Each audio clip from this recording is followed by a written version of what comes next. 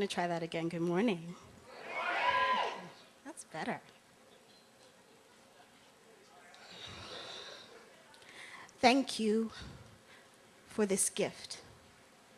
Thank you for the gift. I know I have no song to sing, no keys to stroke, but I woke in the dark to a symphony of sentences, playing allegro, rushing me out of bed, pushing me precipitously to blank page again. Thank you for refilling me so consistently with this ink that is life. These sentences, molten hot, erupted, piercing sharp, cut through my dream state because the ever I am had something to say. This symphony that plays piano, piano during the day, crescendos nightly between here and gone, life and death, ephemeral, like morning dew, early mist, only known to those who are willing to wake for it. I am grateful to have been given an ear to eavesdrop on creation while I am still in this world. Thank you for word-heavy, phrase-bound nights. And the cost? Heavy lashes for a satisfied soul is a bargain. Fill pages with me, fill volumes with me, set me down. Think of one who needs a word, pick me up and begin again. I am yours.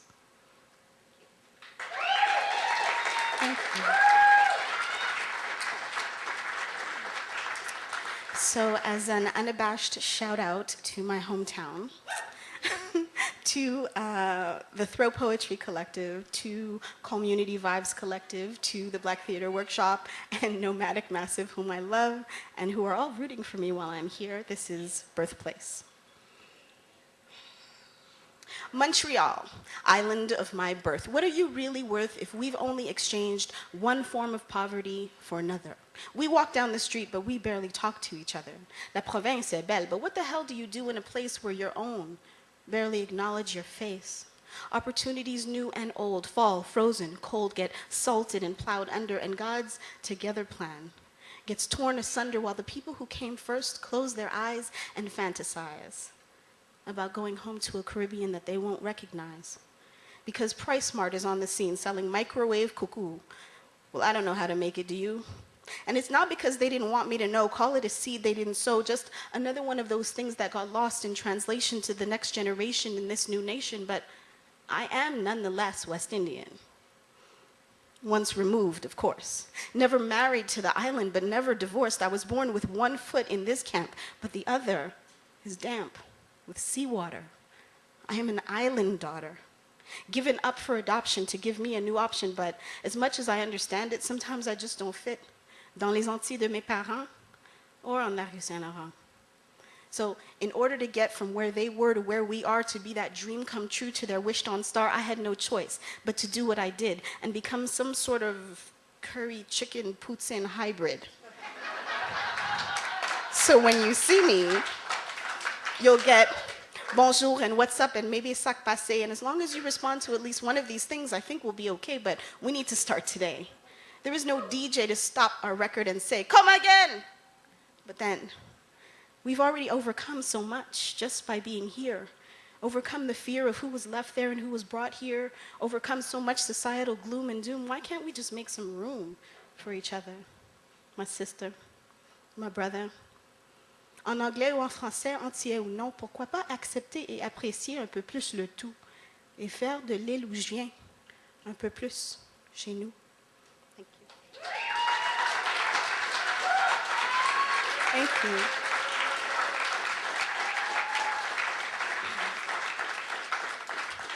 I would like to thank the delightful and glorious Sherry D for inviting me to be here. It is a pleasure to be among so many of the writers that I love so much and so many people I've never seen that have just moved me and inspired me.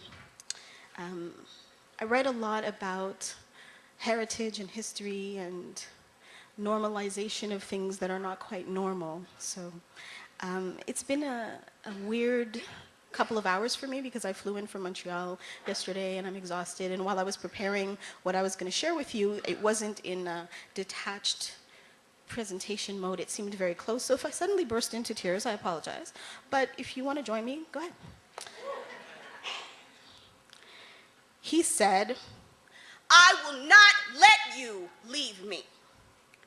And it was more than the look in his eye that said, "Believe me." He said, "If I can't have you, no one else will." And it was more than his hands around her throat that could kill. But it wasn't the first time her day had started or ended like this. She had long since ceased to exist, at least as the girl she had been when they met, and yet she remembered how sweetly this whole thing started. It started with chocolate and flowers and conversations for hours, and she fell. It started with a smile and a wink, and until today, people watching would still think that things were good between them. She had learned to put on a good show. She looked like a girl in love, adored and protected, which is why no one ever expected what was really going on. Her soul and everything she ever knew to be good and true about life was falling to pieces. He said, "If you love me, you will do what I told you to do." And most of the time, the most broken part of her would say that was true, but this time, something made her ask why. This time she thought, what if I try to get away? What can I lose but what's cost me everything anyway? What have I learned? Except that I don't do anything right, that I don't have to do anything but breathe to start a fight and saying, "I'm sorry, I'm sorry, I'm sorry," for nothing is the only way to avoid a torrential downpour of punches. Sometimes. She used to be scared to be home alone. Now she was just scared to be home. She made up her mind. She made up a plan. She said, "My life is more important than my life with this man," and she escaped, and now she's safe, alone and healing, enjoying the feeling of loving herself. But she has not forgotten, and she will not forget, that before and after each act of terror, he said, "I love you. I love you." This is for those who've heard that and who understand that he was lying. This is for those who want to get out and are afraid they may die trying. Let someone help you. Let someone trust someone somewhere to help you.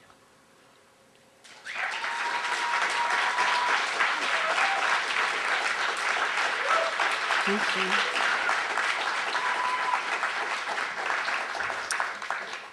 I'm going to switch gears considerably too, because that's very heavy. If there's food in your fridge older than your relationship, it might not be that serious. I'm just saying. People are playing with this word love and have no idea what it actually means. It's often talked about, but it is seldom seen. Love does not hurt. It is our failure to address it, our desire to suppress it, and all the other ways that we just in general mess with it that hurt. Our relationship to love is like pornography's to sex, excursions into perversions that take us farther and farther away from what it could actually be because we never actually see it in action. So we accept artificial, manufactured satisfaction and say that this is normal. This is not normal.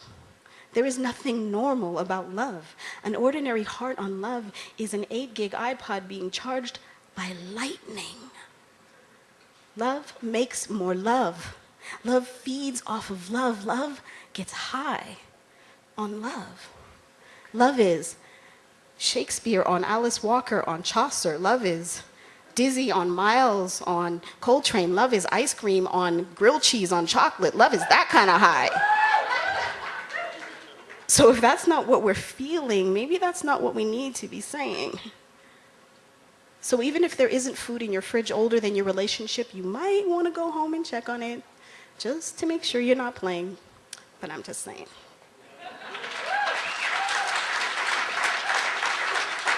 Thank you. I have one more. Generations. My grandmother's grandmother's grandmother was likely a slave. There are days that I wake up not thinking about that. but today is not one of those days. Today I feel ill at ease in this brown skin, so often the sole cause of suffering to people I would recognize as family. Today I feel weighed down by the guilt of the suburban comfortable, the ease of the free, because I've never known anything else. My grandmother's grandmother likely never went to school. There are days when my master's degree obscures the relevance of that in my own life, but today is not one of those days. Today I feel small in comparison to those who haven't lived in their head all the time. Street smarts being real smarts because they keep you alive. Today I feel stressed out by my own level of stress, fully fabricated by me alone, uncontainable in my BlackBerry, forgotten messages that I can read, but don't. My grandmother is amazing. There are days that I let go by without telling her that, but today is not one of those days. Today I looked at the twinkle in her eye and the curve of her cheek, and I wondered if I could have carried that woman's burden, her grandmother's burden, her grandmother's grandmother's burden on these narrow, comfortable, well-educated shoulders. Could I? Could I have carried her stolen body, her sold son, her whipped back, her yes massa, her migrant husband, her broken family, her white only? Could I? Something in the way she looked back at me assured me that I could, because somewhere in me I am made of what they were made of. I am a woman, and I do what needs to be done, and I will think about that always. Thank you. Thank you very much.